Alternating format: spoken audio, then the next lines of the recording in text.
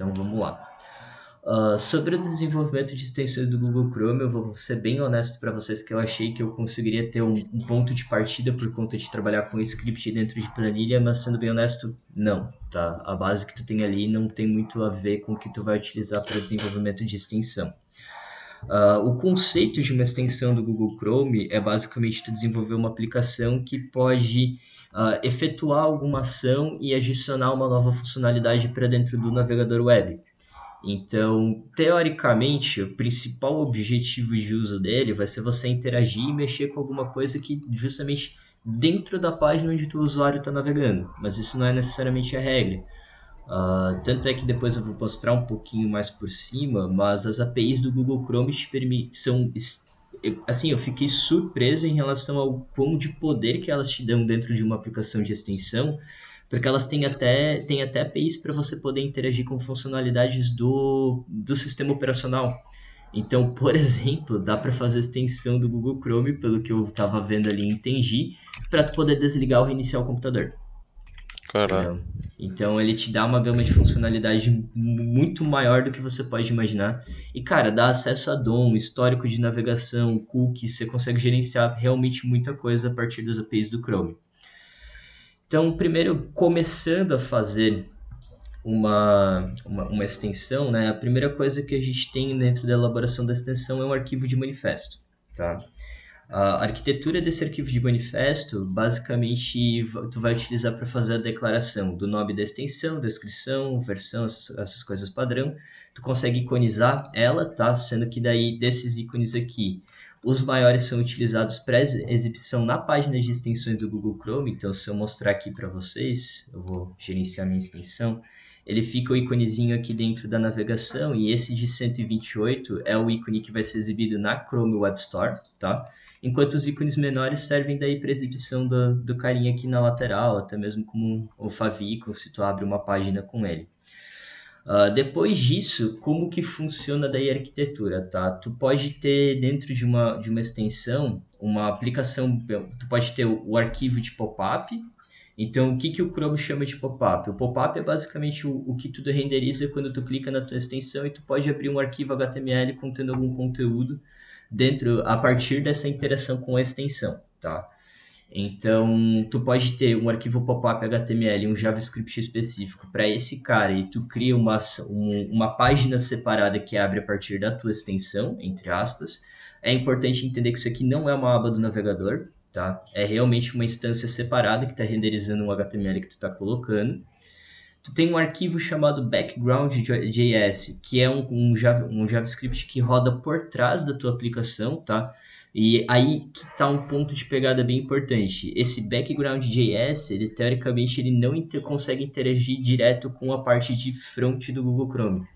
Então, quando tu quiser criar alguma aplicação que vai utilizar esse background.js, que a utilização dele é basicamente para você poder ler os eventos que ocorrem dentro da navegação do Google Chrome, então, eventos como, por exemplo, runtime, ler o carregamento da DOM, executar alguma ação quando a tua extensão é instalada ou quando ela é aberta pelo usuário, ou até mesmo tu consegue dentro desse background JS, usando a API do Google Chrome de Alarm, se não me engano o nome é Alarm, tu consegue programar ações recorrentes ao longo do tempo, ou interagir com notificação do Google Chrome, tem várias opções.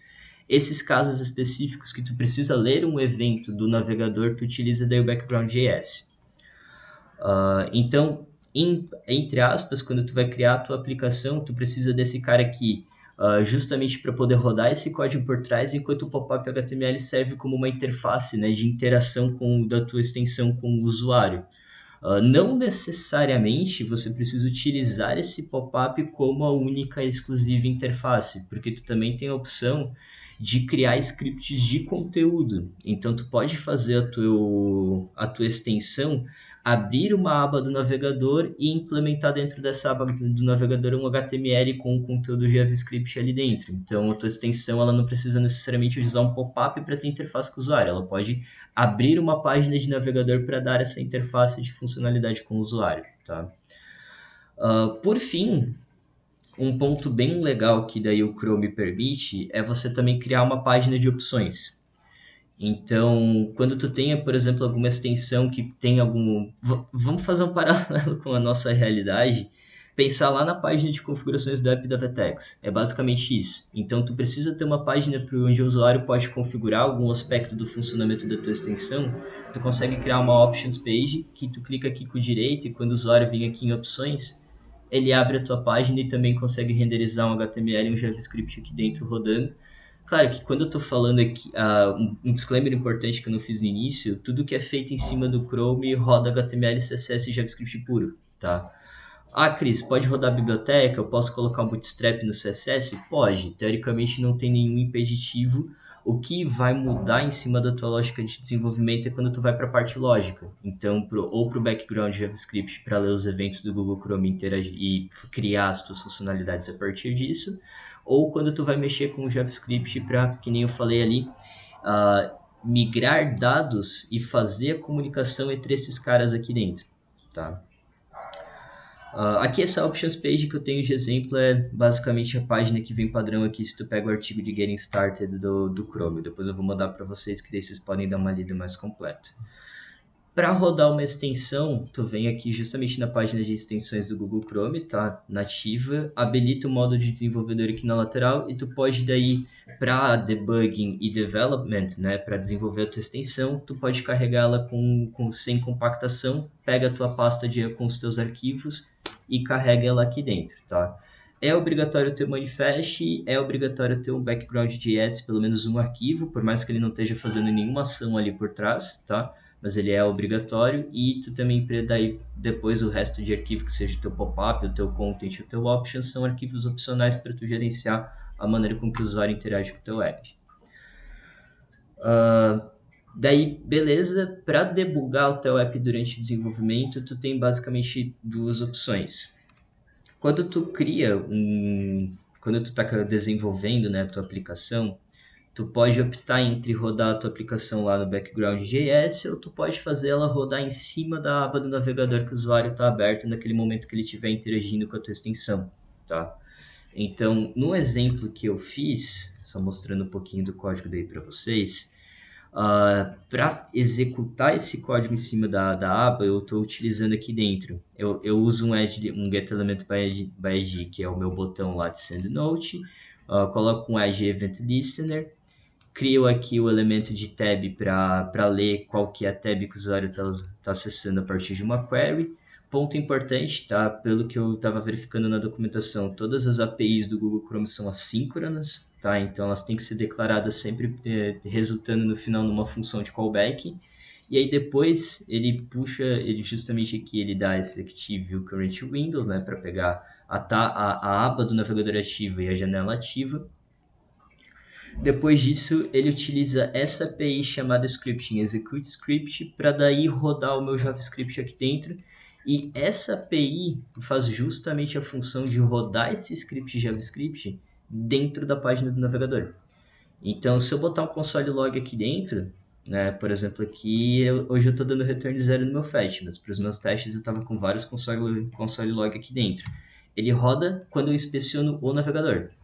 Enquanto um script que eu estiver trabalhando no arquivo de background.js, por exemplo, esse console log aqui, que eu até deixei exatamente o mesmo exemplo do Google, se eu rodar ele, só para mostrar para vocês, deixa eu abrir aqui o Service Worker, ele abre um console com uma DOM separada e ele está executando esse background JavaScript totalmente separado do que está rodando aqui dentro da aba do navegador, tá? Então, como eu falei, ele roda ali por trás.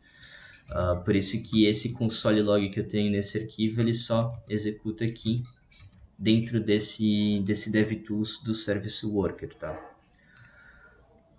Então, passando esse ponto de arquitetura, fechando a Options Page, aí ele explica justamente como utilizar as APIs do Google Chrome, né, para tu fazer as definições. Explica aqui sobre a comunicação entre páginas, que daí é um ponto bem importante de citar para vocês, tá? Que daí é justamente o que eu tive que fazer no meu código. Toda vez que eu tiver algum script que ele vai rodar comunicando entre, por exemplo, o pop-up e a página do navegador, ou a página do navegador e a tela de opções, ou até mesmo do pop-up ou da página do navegador para dentro do script de background.js, para fazer essa comunicação eu preciso utilizar a API de Storage, tá? A API de Storage te dá duas opções de fazer isso, ou ela faz isso de maneira síncrona, sem armazenar, ela armazena esse dado na API, mas ele fica lá, então a partir do momento que tu terminou a execução do teu app, esse dado é removido da API, ou tu pode utilizar na API de Storage a comunicação com o armazenamento local do navegador. Aí tu consegue, por exemplo, adicionar dados lá no local storage da página que o usuário está acessando também e fazer essa comunicação para, por exemplo, precisa armazenar um dado de login para que vai ser consumido depois por uma aba do navegador de uma aplicação.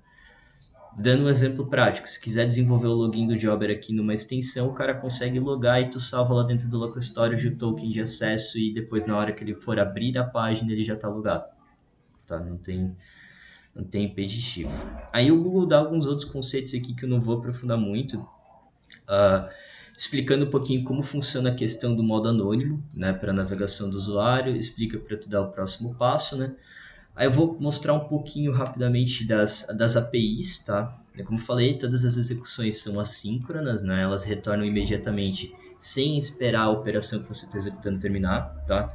Então tem que ter isso em mente, porque daí é algo que eu comento com vocês que eu não gosto muito de JavaScript, porque tem toda a questão de que se tu bota uma API assíncrona para executar antes ou depois de uma determinada parte do teu bloco de código, ela vai dar erro e a outra ela vai funcionar, e eu não sou muito aprofundado nisso e acabo me atrapalhando às vezes, mas acho que daí é uma dificuldade que vocês não vão ter tanto no dia a dia.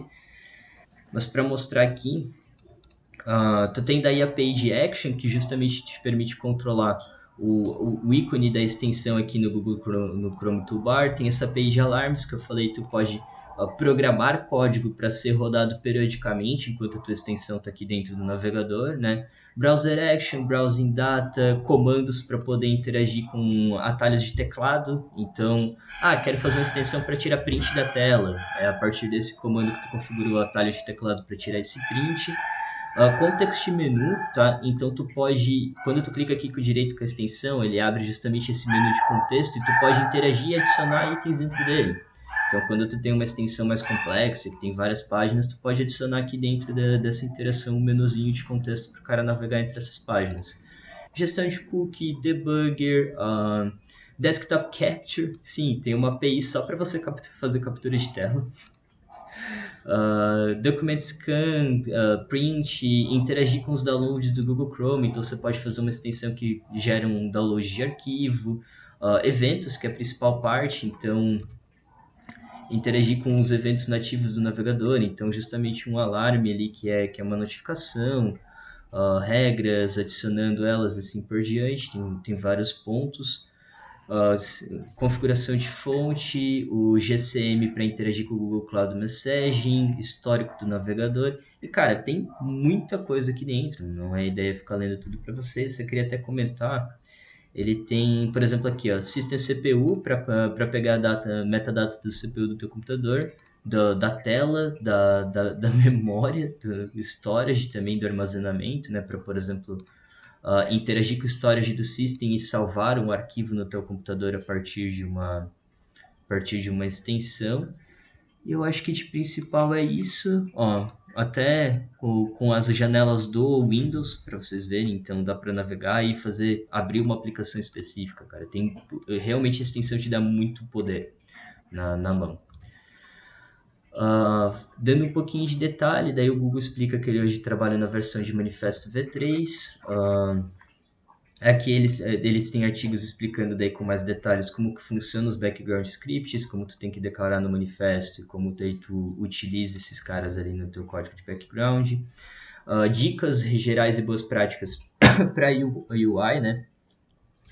O Google sempre vai naquela ideia de minimalismo, então ela tem que ser propositiva e mínima, não é você colocar uma UI com um monte de elementos, é sempre fazer o mínimo possível para permitir teu usuário fazer uma ação, né?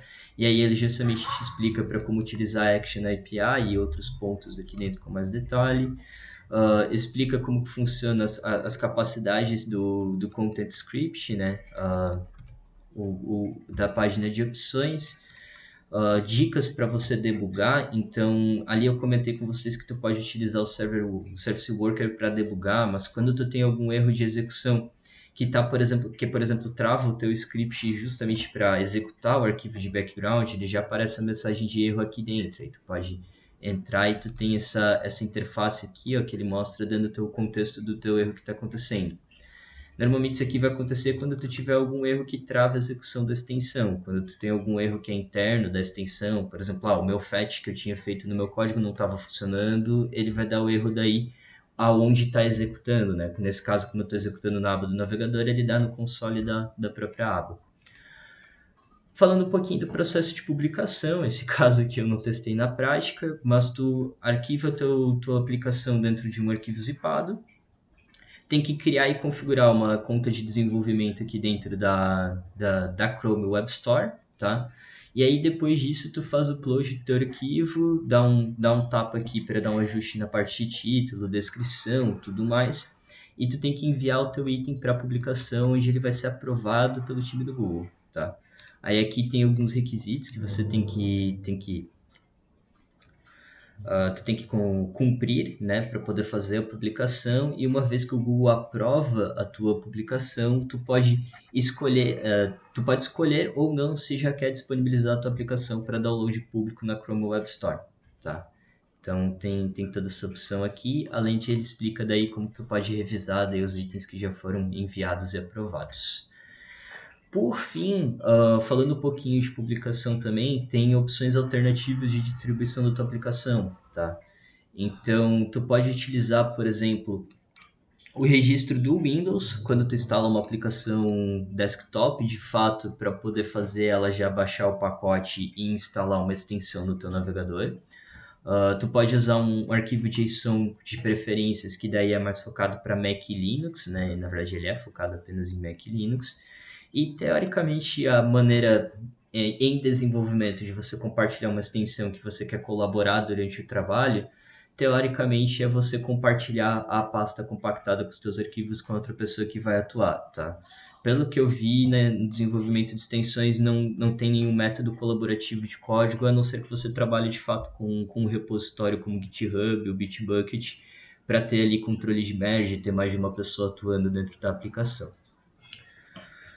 Finalizando aqui, vamos para o exemplo prático. Então, o que eu fiz? A minha ideia foi tentar construir alguma extensãozinha ali, alguma extensão, algo um pouquinho mais prático, que já tivesse alguma serventia posterior para a gente dentro do setor e dentro da Avante. Então, a gente tinha já no passado a ideia de criar uma extensão que permitisse o usuário criar interações a partir do Jobber, né, no sistema Jobber, a partir da extensão, sem a pessoa precisar interagir.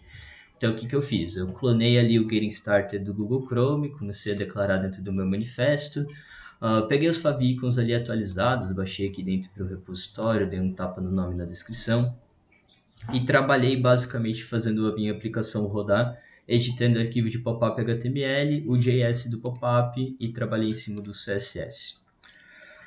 O que eu faço aqui dentro? Então, eu já estava dando uma breve explicação para vocês. O primeiro passo é que quando o botão é clicado, ele roda a minha função setNote dentro da aba aberta do navegador. Então, basicamente, esse cara aqui faz esse papel. E ele tem um segundo papel que eu precisei fazer depois, que justamente, aqui eu estou forçando para ele ler esse documento aqui, aqui justamente esse código está forçando para ler o documento que está dentro do pop-up. E aí eu aproveito isso aqui para armazenar as variáveis dos inputs, né, os velhos dos inputs que estão lá dentro desse cara, e depois utilizo a API de storage 5.7, para setar as três variáveis ali, os três inputs que eu estou trabalhando, que é data, hora de início, conclusão e descrição. Depois disso, eu uso de novo lá dentro da minha função, que agora está executando na aba do navegador, não mais dentro do pop-up, né? A API de storage para recuperar esses dados que foram salvos lá dentro do pop-up, e aí de fato dinamizar e gerar aqui dentro a função que eu quero, que o meu objetivo no final é executar um fetch para a API de notes do Jobber, registrando data, hora de início, conclusão e descrição. Tá? Então, basicamente, hoje o meu código está fazendo isso. Eu subi ele lá no meu GitHub particular, como um código privado. Por isso que eu pedi para vocês hoje de manhã o GitHub de cada um. O do Rafa eu já tinha, para poder adicionar vocês, se vocês eventualmente no futuro quiserem dar uma olhada, alguma coisa. Porventura, como eu estava fazendo de exemplo, eu não removi os códigos de Getting Started do próprio Google Chrome, por exemplo, que eles utilizam, que é uma aplicaçãozinha que faz o seguinte: ela te dá uma página de opções que você pode escolher uma entre essas 4 cores aqui clicando com ela, e quando tu abrir a extensão, ele tinha só um botão apresentando a cor escolhida, e quando tu clicasse nessa cor, ele interage para trocar a cor de background da aba que tá aberta, que está ativa, para a cor que você selecionou. Aí, é basicamente essa função, e ele usa isso para explicar, o Google usa isso para explicar os conceitos por trás de todo o funcionamento. Só um último comentário que é bem importante, tá? As extensões não conseguem imputar código para rodar em cima de páginas nativas do próprio Google Chrome, tá? Então tu não consegue, por exemplo, usar essa função, usando essa função, né, que eu estou utilizando aqui, que executa o meu script dentro da aba do navegador. Se eu tentar executar o script enquanto eu estou com a aba selecionada, que é uma aba nativa do Google Chrome, ele não executa, ele vai dar erro, tá? É importante citar porque você não consegue, por exemplo, editar a Chrome Web Store ou editar o comportamento da página de extensões usando uma extensão. Faz sentido, né? Cara, eu acho que por fim é basicamente isso. Daí eu abro a palavra para vocês se tiver alguma dúvida, algum ponto.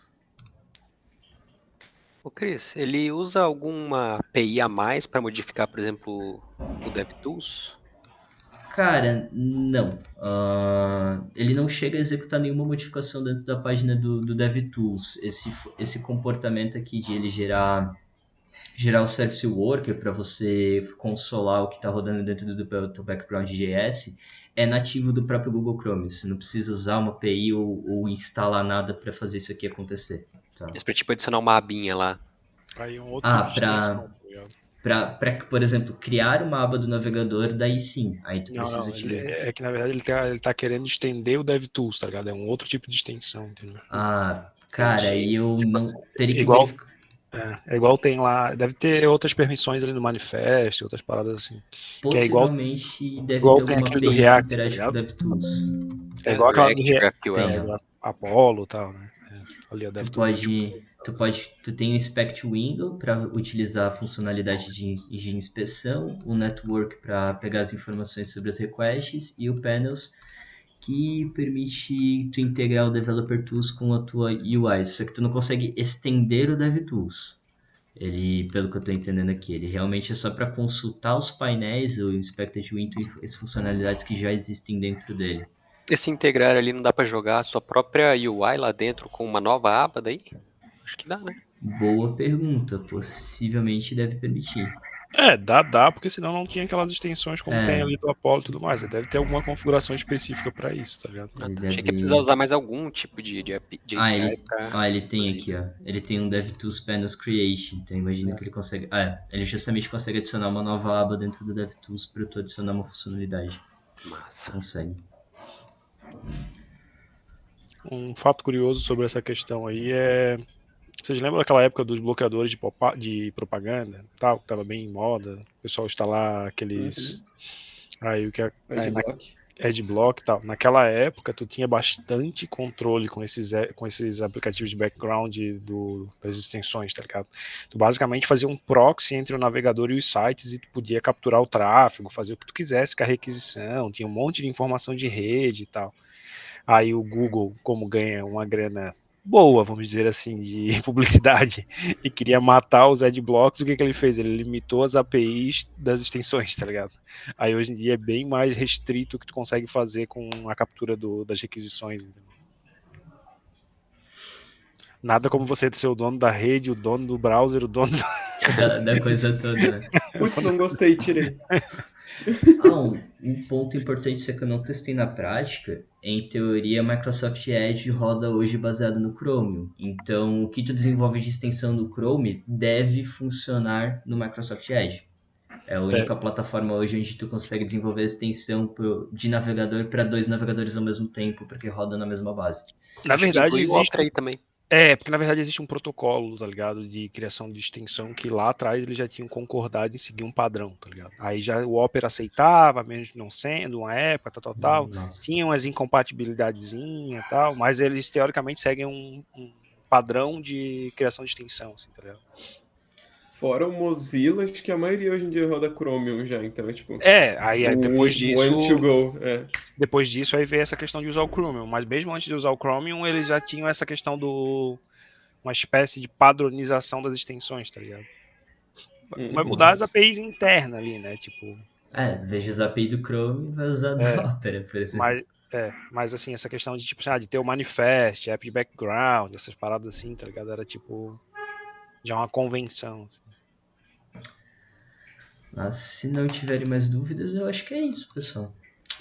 É isso. Massa.